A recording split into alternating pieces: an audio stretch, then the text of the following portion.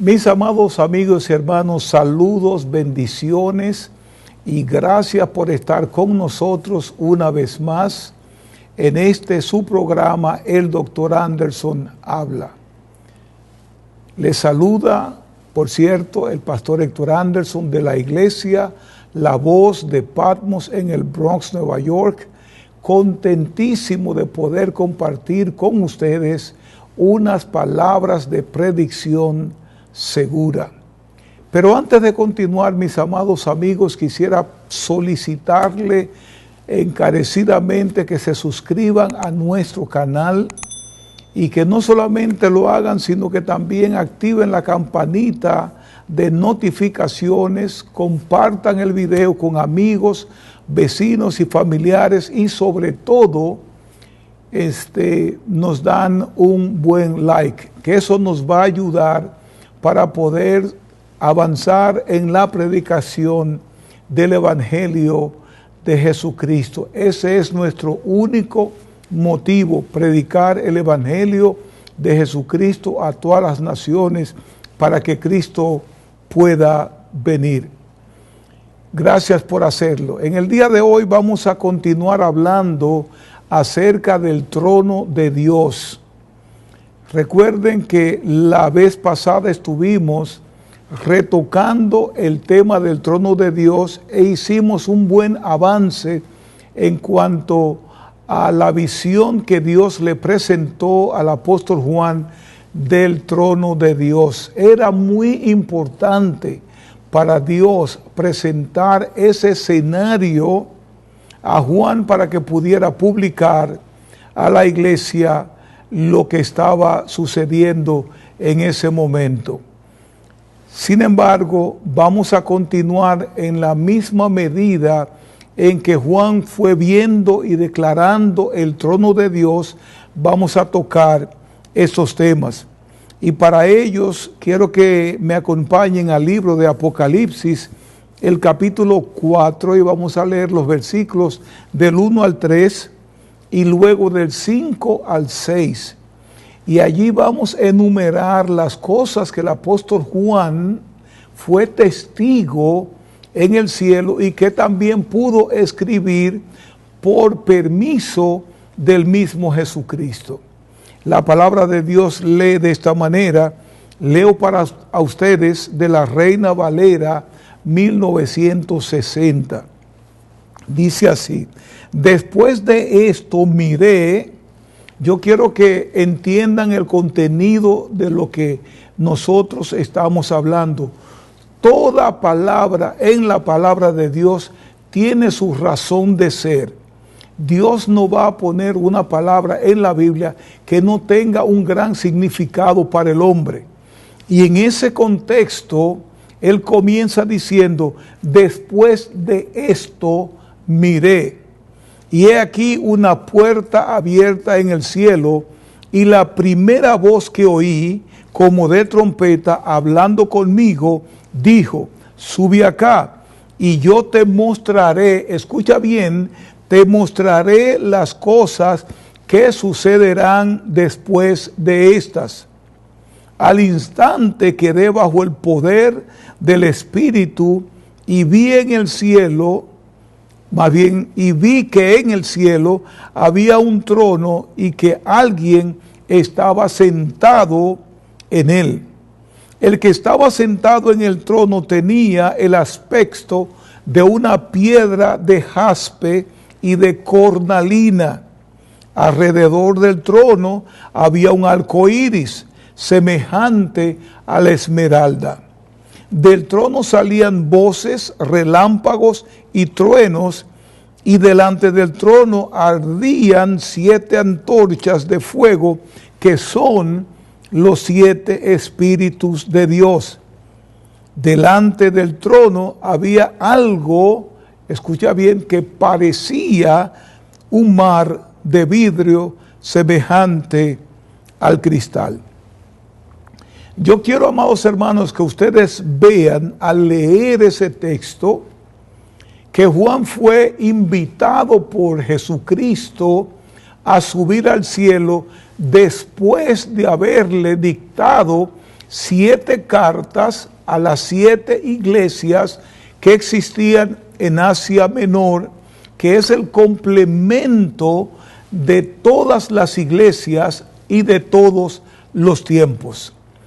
Una vez que Juan hubo recibido el dictado de Jesús y había escrito esas cartas, sucede algo muy importante y extremadamente importante para la iglesia de Jesucristo. Dice la palabra, después de esto, miré. Cuando él usa la expresión después de esto, ¿a qué se refiere el apóstol Juan? El apóstol Juan se está refiriendo a la era de la iglesia. Esas 7 cartas dictadas para la iglesia representan la comunicación de Jesucristo a las 7 iglesias, es decir, a la completud de las 7 iglesias o la iglesia de Jesucristo en todo su tiempo. Algunos teólogos, a pesar de encontrar personas en desacuerdo con ellos, piensan que el rapto de la iglesia sucede entre el capítulo 1 y el capítulo 2. ¿Y por qué decimos esto? Porque la era de la iglesia se cierra. Yo voy a abrir un paréntesis aquí para decir lo que yo pienso con relación a las interpretaciones historicistas que hacen algunas personas. Cuando la Biblia dice después de esto, es decir, después del tiempo de la iglesia, miré y una puerta abierta. Si nosotros estamos tomando porciones de la Biblia y decir que el libro de Apocalipsis tuvo su cumplimiento cuando las estrellas cayeron, cuando el sol oscureció, o cuando hubo alguna forma de tribulación o persecución a la iglesia, antes de este acontecimiento estamos haciendo una mala exégesis de la palabra de Dios. Porque ¿cómo entonces podemos sacar o entresacar del libro de Apocalipsis algunos cumplimientos y otros cumplimientos están en el futuro? Es una mala exégesis bíblica. Y no solamente una mala exégesis, yo pienso que es un pecado, una desobediencia abierta a la voluntad de Dios. ¿Por qué digo esto? Porque el libro de Apocalipsis provee el bosquejo del libro. No hay que entresacar nada, poner o quitar. De hecho, quiero advertirte que cualquiera, dice la Biblia en el libro de Apocalipsis, que le quita o le añade a las profecías de este libro, las plagas de este libro caerían sobre ellos. Eso significa, amados amigos y hermanos, que si una persona no tiene conocimiento exegético del libro de Apocalipsis, es mejor que se calle. No puede dividir el libro a su manera, porque Dios proveyó la división del libro. Y eso está justamente en el libro de Apocalipsis, capítulo 1, el versículo 19. Las cosas que has visto, el capítulo 1, el Cristo glorificado, las cosas que son, o sea, las cartas a las 7 iglesias, los capítulos 2 y 3, y las cosas que sucederán, como lo dice aquí mismo el apóstol, después de estas ¿qué? Después de la era de la iglesia. Estas cosas van a suceder, eso quiere decir que no han sucedido todavía. Hasta que no se cierre la era de la iglesia, los acontecimientos en el libro de Apocalipsis no tienen cumplimiento. Es la Biblia que lo dice. No podemos decir que hubo cumplimiento del libro de Apocalipsis porque hubo estrellas fugaces en algún tiempo, o el sol se oscureció en algún momento, o que hubo una gran persecución, y estamos diciendo que el libro de Apocalipsis se cumplió en esto. Eso no puede ser. ¿Por qué no puede ser? Porque el libro dice que estos acontecimientos vendrán después de la era de la iglesia. Y mientras la iglesia está aquí, en la tierra, estos acontecimientos no tienen lugar. Es una mala exégesis, es una mala forma de interpretar la Biblia y es una mala forma de enseñar la palabra de Dios, porque no hay verdad en ellos. El libro dice claramente: después de esto miré y he aquí una puerta abierta. ¿Dónde estaba la puerta abierta? En el cielo. Y el apóstol Juan dice: y oí una voz como de trompeta. Recuerden que esa palabra como o semejante a no significa que está oyendo una voz de trompeta. A Juan le sonó como una trompeta. ¿Qué significa eso? Era una voz autoritativa, una voz poderosa, una voz contundente que le dijo: sube acá.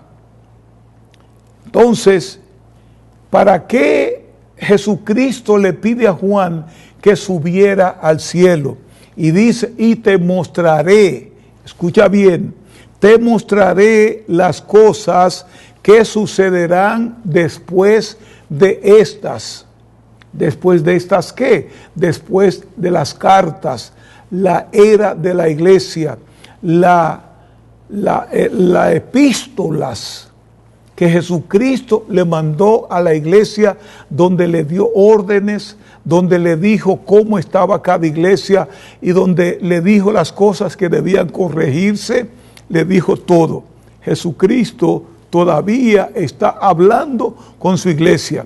Eso quiere decir que estas cosas que vamos a ver a partir de ahora no pueden cumplirse, porque se van a cumplir después de la iglesia.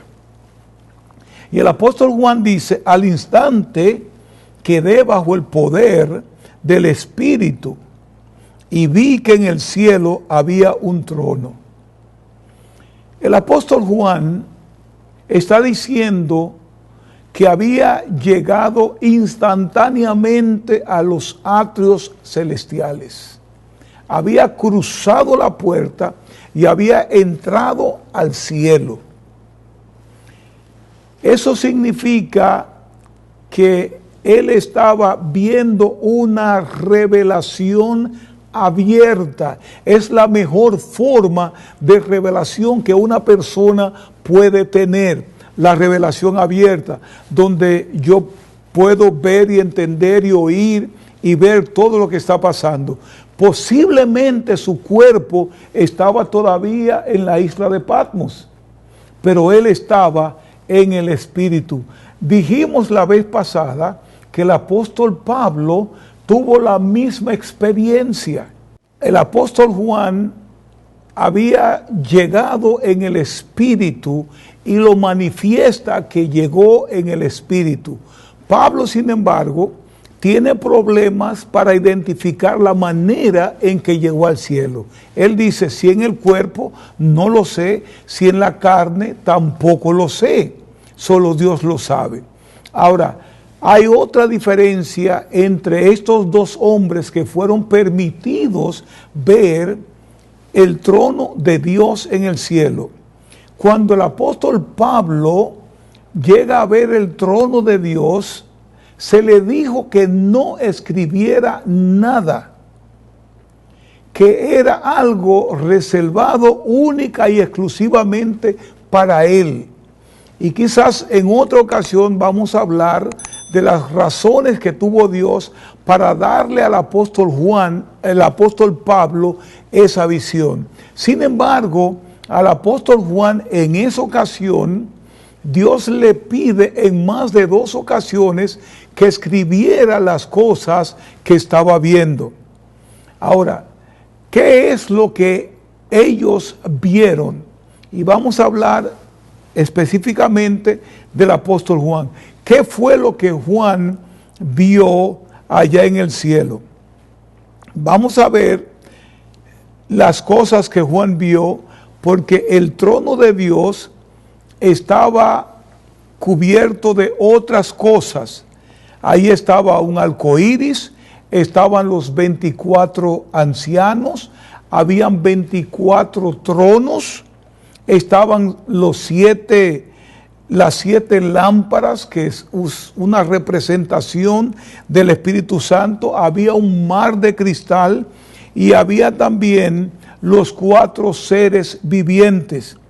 Y nosotros vamos a hablar en detalle de cada uno de estos elementos y personajes que había en el trono cuando las puertas se abren y Juan puede ver lo que estaba allá adentro.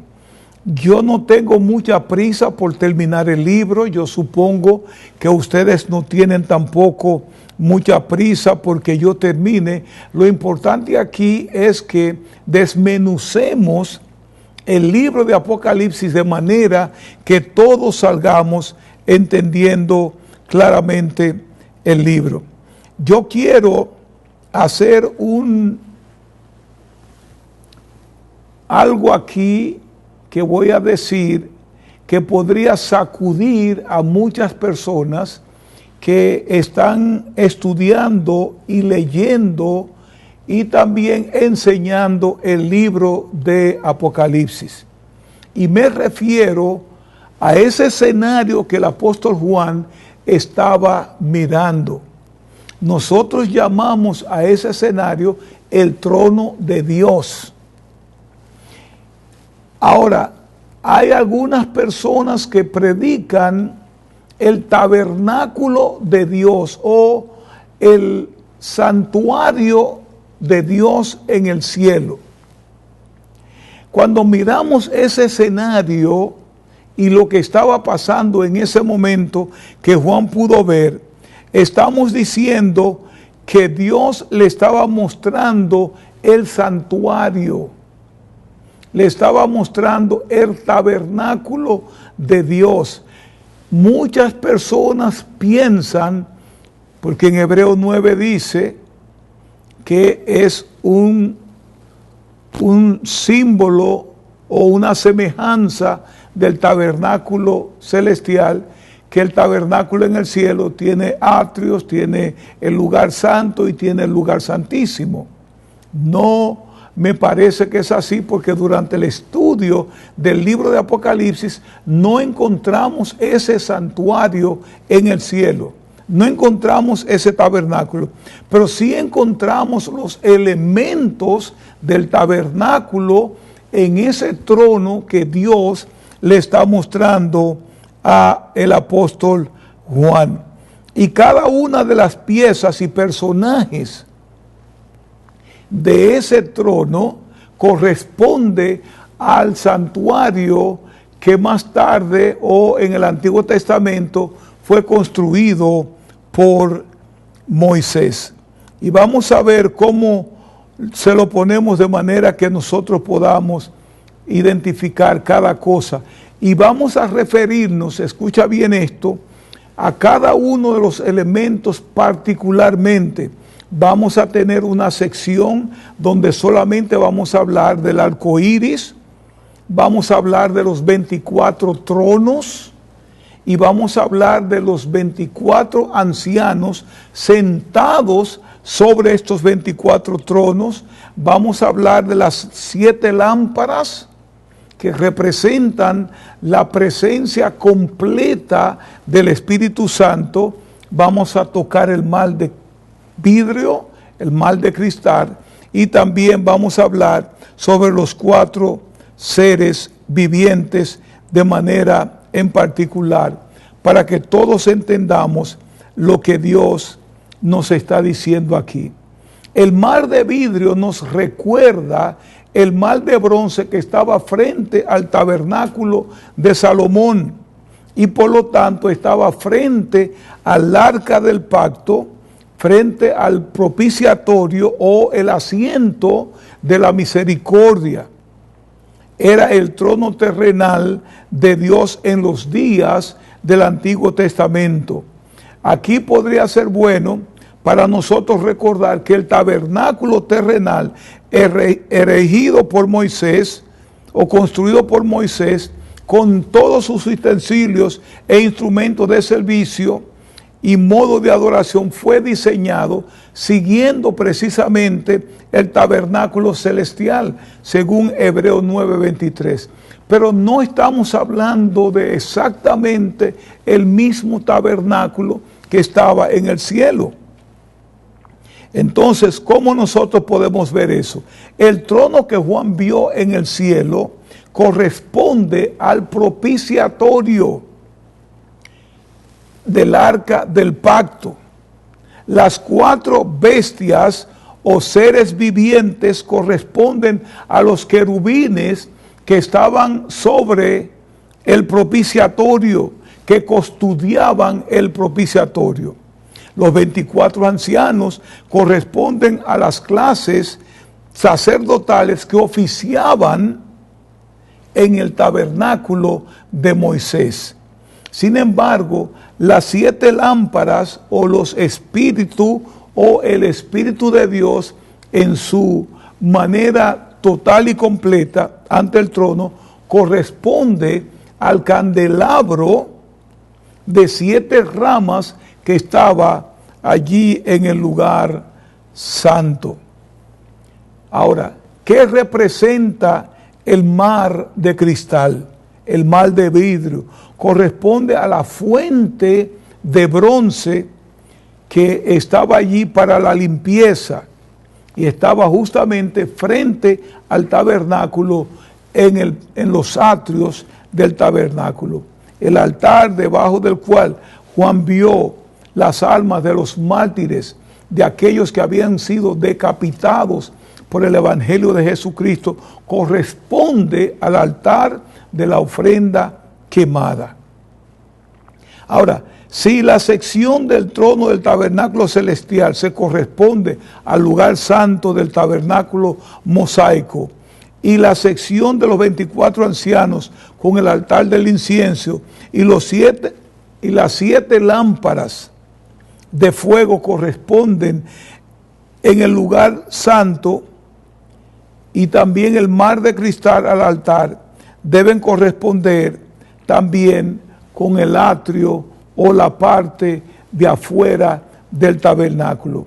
Ahora, esa es la manera en que Dios presenta el tabernáculo celestial, no con atrios, lugar santo y lugar santísimo, como tenía Moisés en el desierto cuando pasaba por el desierto hacia la tierra prometida.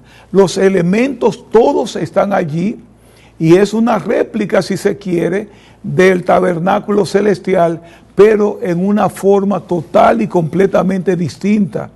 Jesucristo no está pasando de un lugar santo a un lugar santísimo. Él no está allí para juzgar pecados ni nada de eso.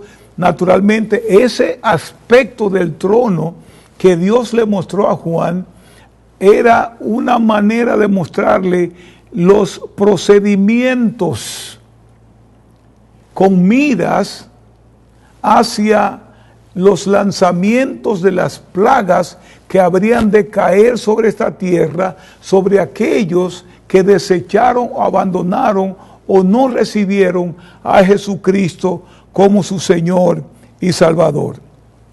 Es muy importante que entendamos eso, porque si no tenemos una clara o una idea clara de lo que está sucediendo, es muy posible que vamos a equivocar el libro en muchas otras áreas. De manera que lo que nosotros estamos viendo aquí es el trono de Dios, donde Él está preparándose Y vamos a ver un poquito más adelante en el capítulo 5 cómo comienza todo, donde él está preparándose para lanzar 21 plagas a la tierra sobre aquellos que no recibieron al Señor como Señor y Salvador. Jesucristo, hablando con Nicodemos, le dijo que tenía que nacer de nuevo y que el que nacía de nuevo vería el trono de Dios. Sin embargo, ahí mismo en el versículo 17 dice que el que no cree ya ha sido condenado. En otras palabras, no tenemos que esperar llegar a este tiempo para ser condenado. El que cree es salvo, pero si no cree, ya ha sido condenado. Y entonces estamos mirando un escenario aquí donde todo se está preparando para el lanzamiento de estas plagas sobre la tierra. La misericordia de Dios es para todo el mundo en este tiempo. Sin embargo, esa misericordia no es para toda la vida. Va a llegar un momento en que el Espíritu Santo no estará aquí en la tierra para usar la misericordia de Dios. Y cuando nosotros vemos que el Espíritu Santo está ahí en forma de 7 lámparas, nos está diciendo que Él se trasladó al cielo y que está en el cielo. Y es por eso que le digo que ya el rapto de la iglesia ha tenido lugar, porque el Espíritu Santo no puede abandonar la iglesia en la tierra y presentarse en el trono de Dios. Y nosotros estamos viendo, igual que en el bautismo de Jesús y en otras ocasiones, a la Trinidad o la Triunidad en el mismo lugar. Ahí estaba el Padre, el Hijo aparece en el capítulo 5, donde recibe el libro con los 7 sellos, y también está el Espíritu Santo en forma de 7 lámparas o antorchas. La palabra correcta aquí es antorcha, no lámparas. Entonces la Trinidad está en el cielo. Y a pesar de toda la misericordia que Dios tiene y la gracia de Dios para toda la humanidad, va a llegar un momento que esa gracia va a mermar o va a menguar significativamente. Naturalmente, la palabra nos dice que Dios siempre usará de su misericordia. Por eso en ese trono aparece el arco iris de color esmeralda, no el arco iris que nosotros conocemos hoy, sino de un color verdoso, que significa el pacto de Dios con el hombre mediante el sacrificio acepto de Jesucristo en la cruz. Eso quiere decir que hay un pacto de gracia y misericordia que se va a extender, pero no como la gracia y la misericordia que conocemos en este tiempo.